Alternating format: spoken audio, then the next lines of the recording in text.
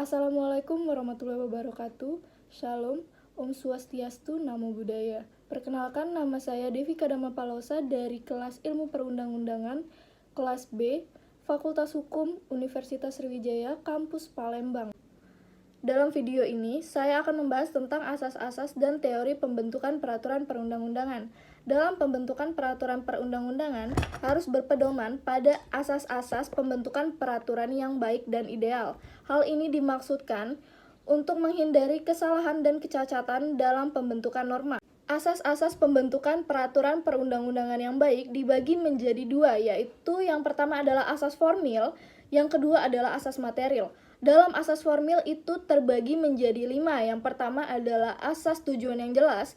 Yang dimaksudkan di sini adalah setiap pembentukan peraturan perundang-undangan harus mempunyai manfaat dan tujuan yang jelas dari terbentuknya peraturan perundang-undangan tersebut.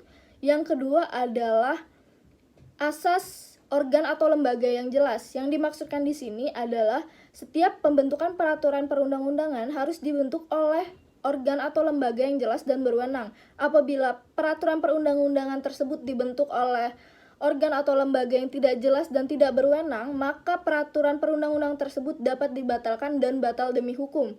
Yang ketiga adalah asas kedesakan pembuatan pengaturan. Yang keempat adalah asas kedapatlaksanaan atau dapat dilaksanakan. Yang dimaksudkan di sini adalah setiap pembentukan peraturan perundang-undangan harus didasarkan pada perhitungan bahwa peraturan perundang-undangan yang dibentuk nantinya dapat diberlakukan secara efektif di masyarakat karena telah mendapat dukungan baik secara filosofis, yuridis, maupun sosiologis sejak tahap penyusunannya. Yang kelima adalah asas konsensus. Nah, dalam asas material itu terbagi menjadi 5, yaitu yang pertama adalah asas terminologi dan sistematika yang benar. Yang kedua adalah asas dapat dikenali, yang ketiga adalah asas kepastian hukum, yang keempat adalah asas perlakuan yang sama, yang kelima adalah asas pelaksanaan hukum sesuai dengan keadaan individual.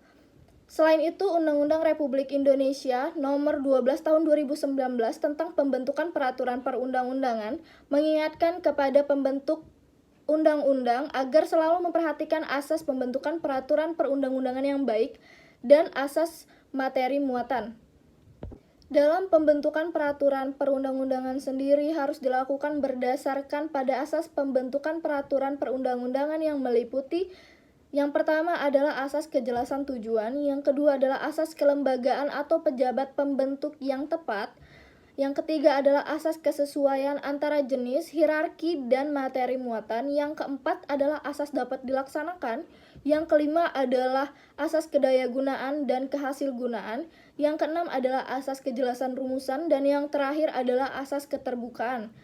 Lalu materi muatan perundang-undangan harus mencerminkan asas sebagai berikut. Yang pertama adalah asas pengayoman, yang kedua adalah asas kemanusiaan, yang ketiga adalah asas kebangsaan, yang keempat adalah asas kekeluargaan, yang kelima asas kenusantaraan, yang keenam adalah asas Bhinneka Tunggal Ika, yang ketujuh adalah asas kesamaan kedudukan dalam hukum dan pemerintahan, yang kedelapan adalah asas keadilan, yang kesembilan adalah asas ketertiban dan kepastian hukum, yang kesepuluh adalah asas keseimbangan, keserasian, dan keselarasan, yang ke-11 adalah asas lain sesuai dengan bidang hukum peraturan perundang-undangan yang bersangkutan.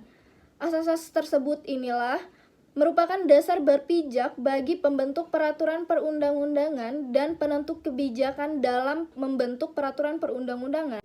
Akan tetapi di luar asas-asas tersebut, dalam ilmu hukum atau ilmu perundang-undangan diakui adanya beberapa teori atau asas-asas yang selalu mengikuti dan mengawali pembentukan peraturan perundang-undangan. Dan secara umum teori dan asas-asas tersebut dijadikan acuan oleh pembentuk peraturan perundang-undangan. Dalam pembentukan peraturan perundang-undangan ada beberapa teori yang harus dipahami oleh para perancang pembentukan peraturan perundang-undangan tersebut, yakni adalah teori jenjang norma.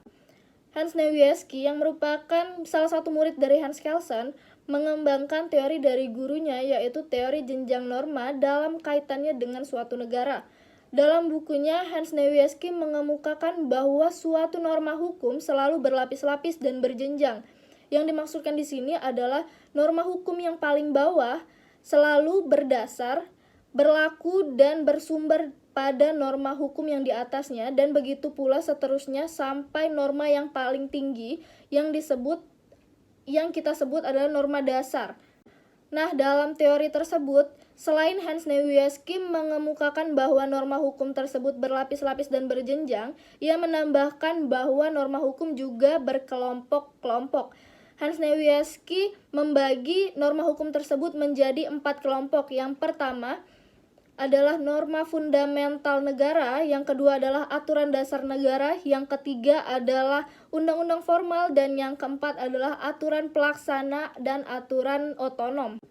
Di Indonesia, norma fundamental adalah Pancasila, dan Pancasila ini harus dijadikan bintang pemandu bagi perancang pembentukan peraturan perundang-undangan di Indonesia. Penempatan Pancasila sebagai sumber dari segala sumber ini sesuai dengan Undang-Undang Dasar Negara Republik Indonesia tahun 1945 alinea keempat.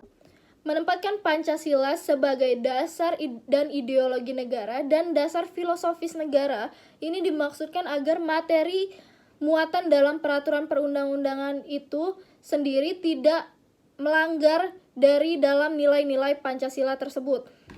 Nah, itu dia tadi penjelasan saya mengenai asas-asas dan teori pembentukan peraturan perundang-undangan. Semoga penjelasan saya tadi membantu kalian dalam memahami materi tersebut.